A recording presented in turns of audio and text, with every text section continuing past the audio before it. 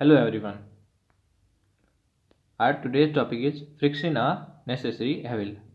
Friction हमारे आम जिंदगी के अंदर कितना इम्पोर्टेंस रखता है वो देखेंगे आज. ठीक है. फ्रिक्शन क्या करता है? किसी भी ऑब्जेक्ट के मोशन के अपोजिट सरफेस से फोर्स लगा के उसके मोशन को रोक देता है, लेकिन वो हमारे ज़िंदगी के लिए बहुत ज़्यादा अहम भूमिका निभाता है. वो देखो कैसे. Recall now some of your experiences. Is it easier to hold a कुल्हड़ or a glass tumbler? देखो, ग्लास की एक बॉटल है या ग्लास का कोई बर्तन है, घड़ा वगैरह, तो उसको उठाना और किसी कुल्हड़ को उठाना, दोनों में से किसको उठाना सिंपल रहेगा? ऑब्वियसली कुल्हड़, क्योंकि वो थोड़ा सा उसका जो सरफेस है, ऊपर का सरफेस, वो रफ होता है, लेकिन ग्लास स्मूथ होता है. Suppose the outer surface of the tumbler is greasy. मान लेते हैं जो जो किसी टम्बलर का, घड़े वगैरह का जो आउटर सरफेस है, बाहर का सरफेस है, वो कैसा है? चिकना है, ग्रीस लगा हुआ है उसके ऊपर, ऑयली सरफेस है, और has a thin layer of cooking oil on it. और उसके ऊपर कुकिंग ऑयल वगैरह डाला हुआ है. ऑयल की वजह से तो वो चिकना होगा, उसको पकड़ भी नहीं पाएंगे.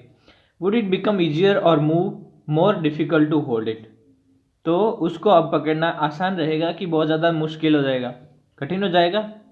Just think, would it be possible to hold the glass at all if there is no friction? तो अब ये सोचो कि जब कहीं पर किसी ऑब्जेक्ट के ऊपर फ्रिक्शन बिल्कुल भी नहीं होगा तो उसको पकड़ना आसान रहेगा क्या? नहीं रहेगा. जब कोई भी ऑब्जेक्ट रफ होता है तो अपन हाथों में उसको आसानी से पकड़ पाते हैं, और अगर चिकना होगा तो हमारे हाथों से फिसल जाएगा. स्मूथ होगा तो फ्रिक्शनलेस ऑब्जेक्ट को उठाना बहुत मुश्किल है. Recall how difficult it is to move on a wet muddy track और वेट मार्बल फ्लोर. कोई मार्बल का फ्लोर है, उसके ऊपर पानी वगैरह गिरा हुआ है, तो उसके ऊपर चलना बहुत मुश्किल होगा, आसानी से गिर जाएंगे, फिसल जाएंगे. और अगर कहीं कीचड़ वगैरह भरा हुआ है तो वहाँ पर भी चलना बहुत मुश्किल है. Can you imagine being able to walk at all if there were no friction? तो ऐसा संभव है क्या जहाँ पर बिल्कुल भी फ्रिक्शन नहीं हो? वहाँ पर चलना बिल्कुल मुश्किल होगा, क्योंकि चलने के लिए सामने से फ्रिक्शनल फोर्स लगना जरूरी है ताकि वो हमारे मोशन को कंट्रोल कर सके. You could not write with pen और pencil if there were no friction. आप पेपर के ऊपर पेन से लिख पाते हो, ये भी फ्रिक्शन की वजह से.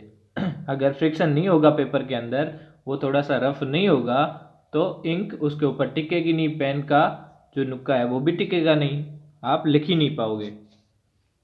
When your teacher is writing with chalk on the blackboard, its rough surface rubs off some chalk particles which stick to the blackboard. ठीक है.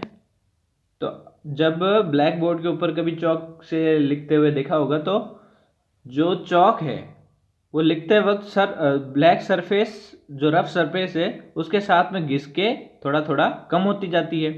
तो वो रफ सरफेस और फ्रिक्शन की वजह से ही ऐसा हो रहा होता है. Could it be happen if there were no friction between the chalk and board? अगर बोर्ड और चौक के ऊपर बिल्कुल भी फ्रिक्शन नहीं होगा, तो चाहे कितनी भी मुश्किलें, चाहे कितनी भी कर दो, उसके ऊपर लिख ही नहीं पाएंगे. ठीक है, कितनी भी मेहनत करने के बावजूद. If an object started moving, it would never stop if there were no friction.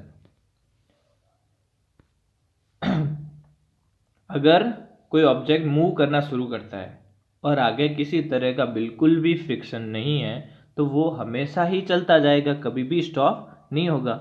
Frictionless किसी प्लेन के ऊपर कोई बॉल रोल करवा दो तो वो चलती जाएगी, चलती जाएगी.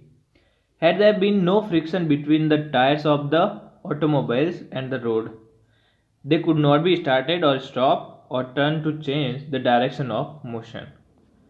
तो अगर जो हम कार मोटरसाइकिल वगैरह देखते हैं, तो उनके टायर और रोड के बीच में अगर फ्रिक्शन नहीं होगा, तो ना तो हम उनकी स्पीड को, अगर चल रहा है, मूव कर रहा है, तो उसकी स्पीड को चेंज कर सकते हैं, ना ही उनकी डायरेक्शन को चेंज कर सकते हैं.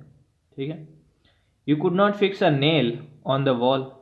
और हम किसी नेल को वॉल के ऊपर भी नहीं डाल सकते, और टाई ए नॉट, और गांठ भी नहीं बांध पाएंगे अगर फ्रिक्शन नहीं होगा, क्योंकि वो चिकनाहट स्मूथनेस की वजह से वो गांठ निकल जाएगी।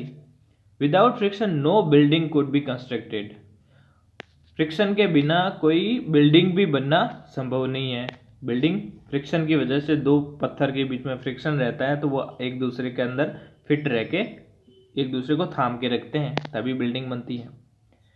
On the other hand friction is an evil. इसके अलावा फ्रिक्शन खतरनाक भी है, वो हमारे लिए नुकसानदेह भी है। कैसे हैं ये वो एविल कैसे हैं? It wears out the material whether they are screws, ball bearing और सोल्स ऑफ शूज। तो ये क्या कर रहा है, जो मटेरियल हमारी चीजें हैं उनको क्या कर देता है, घिस देता है। चाहे वो हमारे किसी मोटर व्हीकल के अंदर लगे हुए बेरिंग्स हो, स्क्रूज हो, तो उन सबको धीरे धीरे फ्रिक्शन की वजह से वो खराब होते जाते हैं, और हमारे शूज वगैरह भी घिस जाते हैं। You must have seen worn out step of food over bridge eight railway station.